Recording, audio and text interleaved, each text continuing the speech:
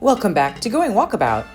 Mexico City seems a sprawling metropolis at first glance. However, dig a bit deeper, and what you will find is unique barrios knitted together under the quilt of its protective embrace. Each barrio has its own personality. Centro Histórico has the iconic plaza. Polanco has Chapultepec. However, the barrio that has the heart of the city remains Roma Norte. The leafy lanes and classical architecture delight the senses and engage our soul.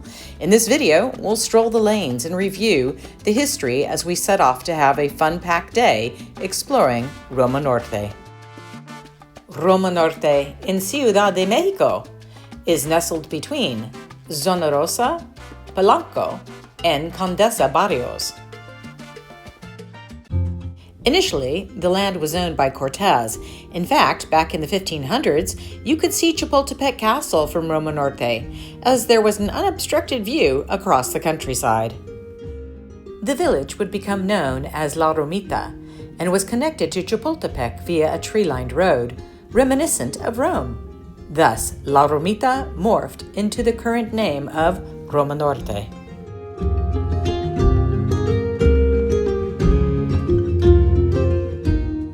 In the late 19th and early 20th century, wealthy city dwellers were looking to escape the congestion of Centro and opted to move out to a more suburban enclave. From the 1900s to the 1940s, Roma was at its height of being a landing place for the elite.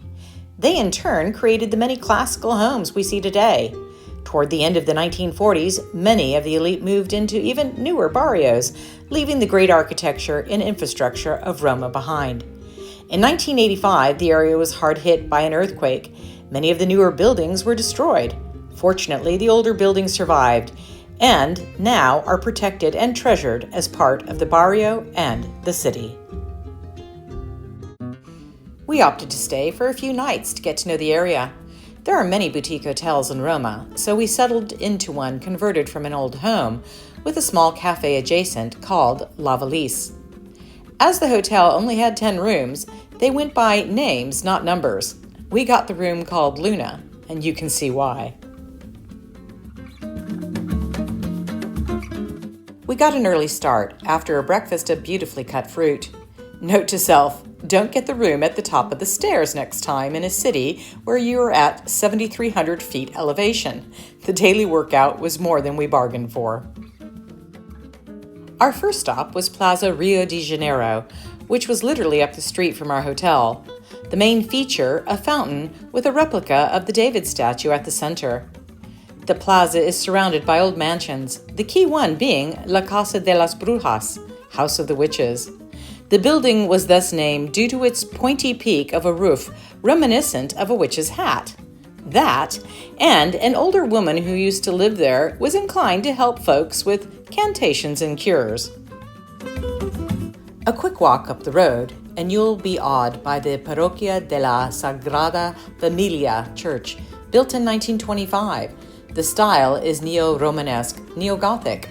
The church adds to the rich history of the architectural styles that inhabit the barrio.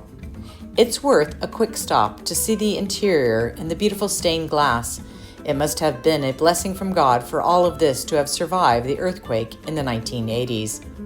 No time to dally. As I love architecture, I linger over a beautiful old Art Deco streamlined modern air building as we leave the area. Fortunately, we'll see many more examples of this type of architecture before the day is over. We'll make our way to Avenida Alvaro Obregon.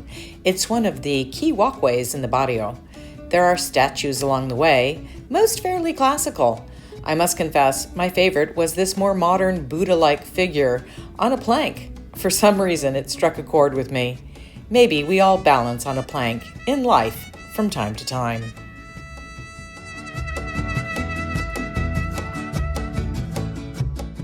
The scenery is wonderful, as there is an architectural feast. As you stroll, there is classical, rococo, art nouveau, and some owners who meshed antique with modern, quite successfully, I might add. Obregon is where many of the restaurants and coffee shops in the area reside, so plan on taking a break. We grabbed a quick coffee at one of the hipper places. There are dozens and dozens of coffee shops in Roma, one more quaint than the next. Many have DJs that play in the afternoon and evening. Most offer prosecco and wine as the day progresses, and the music fills the streets. After our quick coffee break, we make our way to Fuente de Sabas. Installed in 1980, it is the center of the main roundabout in Roma. As we walk, I'm struck by the fusion of different architectures. There is classical, colonial, and then there are blocks that are delightful jumble of classical, ornate, next to modern wood and glass. They all seem to blend with effortless harmony. The colors are bold and beautiful, even if some of the buildings are a bit worn. Upon reaching the fountain of Sibila, the goddess of fertility, you see a wonderful example of the blend of old and new. The fountain was a gift from the people of Spain and replicates the exact same fountain found in Madrid. You want to wander around the restaurants and shops that encircle the fountain. There are some great places to grab breakfast or lunch. As we leave this area, we head back towards our hotel.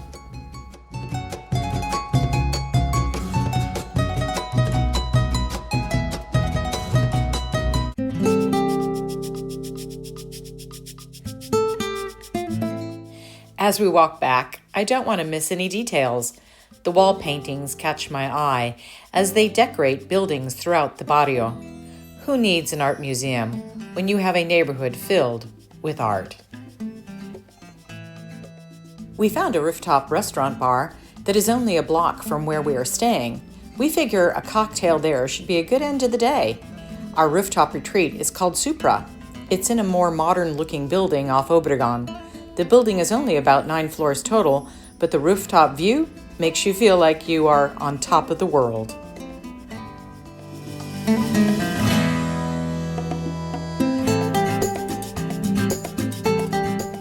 We ordered some interesting appetizers, ahi on toasted cracker, and a salmon pizza with cucumber and tomato. It really hit the spot. Roma Norte did not disappoint.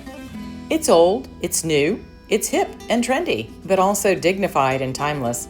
It's a great place to stay while in Mexico City, and one not to miss. I hope you enjoyed tagging along for the day.